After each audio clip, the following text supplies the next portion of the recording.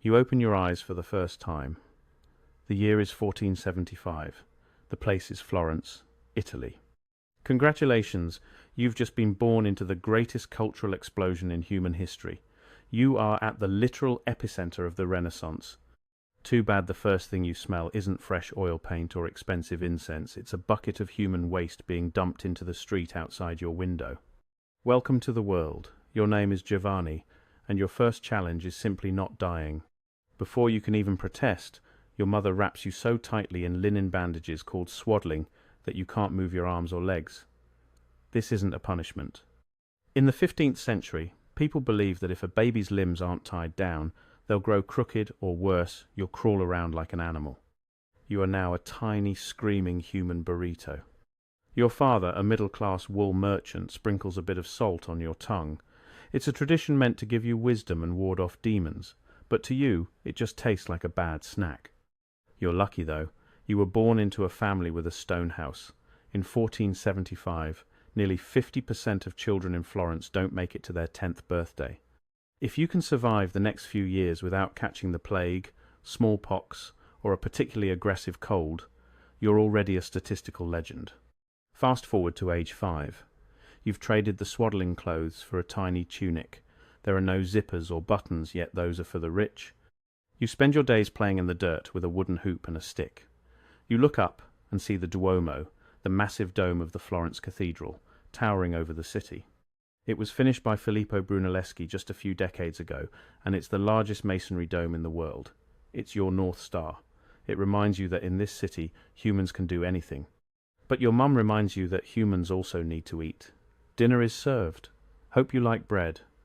No, seriously, hope you really like it, because bread and pottage, a thick vegetable stew, make up about 70% of your calories. And forget about a side of fries or a nice pasta with marinara. Tomatoes and potatoes are currently hanging out in the Americas, and since Christopher Columbus is still a teenager in Genoa trying to figure out how boats work, Europe won't see a tomato for decades. Even when they do arrive, people will think they're poisonous wolf peaches and use them as table decorations. By age 7, your fun childhood is officially over. Your dad sits you down and tells you it's time for Scuola d'Abaco Abacus School. While kids in the future are learning about shapes and colors, you are being grilled on the Hindu-Arabic numeral system. This is the 1, 2, 3 system we use today, which was still replacing the clunky Roman numerals in the business world. You have to master this because Florence runs on trade. You're learning to calculate the price of 500 pounds of raw English wool converted into Florentine gold florins, the euro of the Renaissance.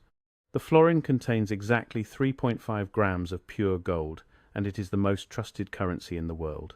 If you mess up the math, you're not just failing a test, you're bankrupting the family. Between classes, you run errands through the city. Florence is a sensory nightmare. The streets are narrow, crowded, and packed with over 40,000 people. You have to jump out of the way of horses, pigs, and the occasional nobleman in a silk doublet. You notice everyone's clothes are very specific. That's because of sumptuary laws. These are strict government rules that dictate what you can wear based on your social class. If you're a peasant caught wearing purple silk or expensive ermine fur, the officers of honesty will fine you into oblivion. Fashion isn't a choice, it's a legal requirement. At age 10, you get your first real job. You aren't going to high school, you're becoming an apprentice. Your dad walks you to the Via de' Bardi and hands you over to a master craftsman. You want to be an artist, but you don't start by painting masterpieces. You start by sweeping floors, grinding pigments from rocks and dried bugs, and preparing wooden panels with gesso, a mix of animal glue and chalk. One afternoon, while you're scrubbing brushes, a tall, skinny guy with a messy beard walks into the workshop. He's obsessed with looking at bird wings and dissecting dead bodies in his basement to see how muscles work. His name is Leonardo da Vinci. He's about 23 years old, and everyone thinks he's a bit weird because he writes backward in his notebooks and refuses to eat meat. You realize that in Florence, genius isn't a buzzword. It's the guy standing next to you smelling like linseed oil. As you hit your teenage years, the city starts to feel tense. It's 1490, and the golden age of Florence is under threat. The city is officially a republic, but everyone knows it's actually run by the Medici family, the richest bankers in Europe. Lorenzo the Magnificent de' Medici is the man who pays for the statues, the churches, and the parties. But there's a new voice in town, a monk named Girolamo Savonarola. Savonarola stands in the pulpit of the San Marco church and screams that Florence is too vain. He hates the art, the fancy clothes, and the poetry. He says the city is going to burn if you don't change your ways. You're torn. Half the city wants to keep partying and painting naked statues, and the other half is starting to look at their expensive paintings with guilt. One day, you're walking through the Piazza della Signoria when you see a crowd gathering. They aren't there for a market. They're building a massive pyramid of vanities. People are throwing their lutes, their mirrors, their expensive dresses, and even their blasphemous paintings into a giant pile to be burned. This is the bonfire of the vanities. You watch as years of craftsmanship go up in smoke. You see your master, the artist who taught you everything, throw his own sketches into the flames with tears in his eyes. The vibe in Florence has shifted from humanism and light to repent or die real quick. But just as you're wondering if you should throw your favourite pair of dyed stockings into the fire, the city bells start to ring. It's not the call to prayer. It's the vacca, the cow, bell, a deep, booming sound that only rings when the city is in extreme danger. Word has reached the gates. A foreign army is marching toward Florence. The Medici have fled.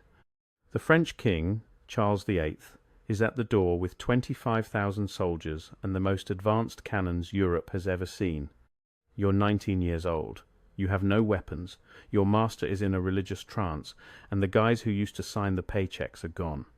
You look at the Duomo one last time, wondering if the city that invented the modern world is about to be wiped off the map before you even get your first commission. But what you don't know yet is that the invasion is the least of your problems. Because while the French are at the gates, something much smaller, much invisible, and much more deadly is already inside the city walls. End of part 1. The year is 1494, and King Charles VIII of France has just marched into Florence with 25,000 soldiers and a row of heavy bronze cannons that make your city's medieval walls look like they're made of wet cardboard.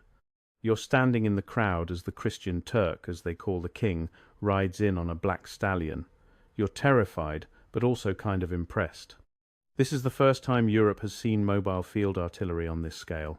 You realize your life as a simple wool-grinding apprentice is over. It's time to level up or get trampled by a French cavalry horse. The Medici have been kicked out, and the monk Savonarola is basically running the city like a 15th century HOA president from hell. He's banned everything fun. No cards, no dice, no fancy hats. You're 20 years old, and your Friday night consists of listening to a sermon about how your soul is a garbage fire. You have two choices: join the Piagnoni, the weepers, and become a religious fanatic, or keep your head down and find a government job. You choose the desk job. Why? Because you've discovered that the pen is mightier than the sword, and it definitely pays better than grinding rocks for painters. By 1498, the vibe in Florence flips again. The Pope gets tired of Savonarola calling him names, so the monk is excommunicated, tortured, and burned in the Piazza della Signoria. You watch from the back of the crowd, snacking on a piece of schiacciata salty flatbread, realizing that in the Renaissance, cancel culture involved actual fire. With the monk gone, you land a job in the Second Chancery. Your new boss? A guy named Niccolo Machiavelli. He's sarcastic, works late, and is currently writing a how-to guide for dictators called The Prince. He tells you, "It's better to be feared than loved, Giovanni. Now, go file these tax reports." You learn that Renaissance politics is like a game of chess where everyone is cheating and the loser gets exiled to a swamp. But then, the invisible threat I mentioned earlier hits. It's 1495, and a new disease is sweeping through Italy, brought by the French soldiers. They call it the French disease. The French call it the Neapolitan disease, and everyone else calls it the Great Pox. We know it as syphilis. This isn't like the modern version. In the 1490s, this thing is a horror movie. It causes skin to peel off and bones to ache so badly you wish you were back in swaddling clothes. The cure? Rubbing yourself with mercury. Fun fact, Mercury is a heavy metal that causes your teeth to fall out and your brain to melt. You decide to stay very, very single for a few years. It's the first recorded instance of social distancing for your own survival. Fast forward to 1504. You're 29, which makes you a middle-aged man by Renaissance standards. You're walking to work when you see a crowd of 40 men groaning and sweating as they pull a massive wooden crate on rollers. Inside is a 17-foot tall marble statue of a very fit guy named David. It took Michelangelo 3 years to carve it from a single block of flawed marble that 2 other artists had already given up on. It's supposed to go on the roof of the cathedral, but it weighs 6 tons. 6 tons. The city council realizes that if they try to hoist it up there, the roof will cave in. So, they put it right in front of the town hall. You stare at it and realize 2 things. 1. Humans are capable of divine beauty. 2. You really need to go to the gym. Life is looking up until 1512. The Medici family is back, and they brought the Spanish army with them. They aren't happy that you worked for the Republic. Your boss, Machiavelli, is thrown into a dungeon and given the strappado, a torture method, where they tie your hands behind your back and drop you from a height to pop your shoulders out of their sockets. You're lucky. You're just a clerk. They fire you and tell you to go back to your wool shop. At 37, you're officially retired by force. You move to a small farm in the Tuscan countryside. Your daily life now follows the humanist ideal. You spend your mornings supervising the olive harvest and your afternoons reading Latin poetry. This is the Renaissance man lifestyle Duomo Universale. You should be able to fight a duel, write a sonnet, calculate interest rates, and know which wine pairs best with roasted peacock. But the world is changing again. In 1517, word reaches Florence that a German monk named Martin Luther has nailed a list of 95 complaints to a church door. He's mad because the Pope, who is currently Leo X, a Medici, obviously, is selling indulgences. Basically, you pay the church money, and they give you a get-out-of-purgatory-free card. The Reformation has begun. The unified Catholic world you were born into is cracking wide open. By the time you reach age 52, it's 1527. The High Renaissance ends with a literal bang. The Holy Roman Emperor's troops, who haven't been paid in months, decide to pay themselves by sacking Rome. It's a bloodbath. The Renaissance isn't just a period of art, it's a period of extreme violence. You realize that while you were looking at beautiful frescoes, the world was constantly on fire. You spend your final years watching the sunset over the Arno River. You've seen the birth of modern banking, the discovery of a new world across the ocean, the invention of the printing press, and the moment art learned how to breathe. You die in 1530 at the age of 55.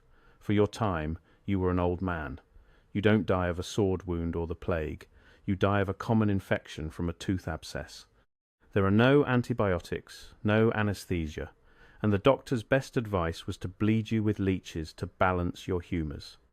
As you take your last breath, you look at a small, printed book on your bedside table. It's a copy of Dante's Divine Comedy. 50 years ago, a book like that would have cost a year's salary and been hand-copied by a monk.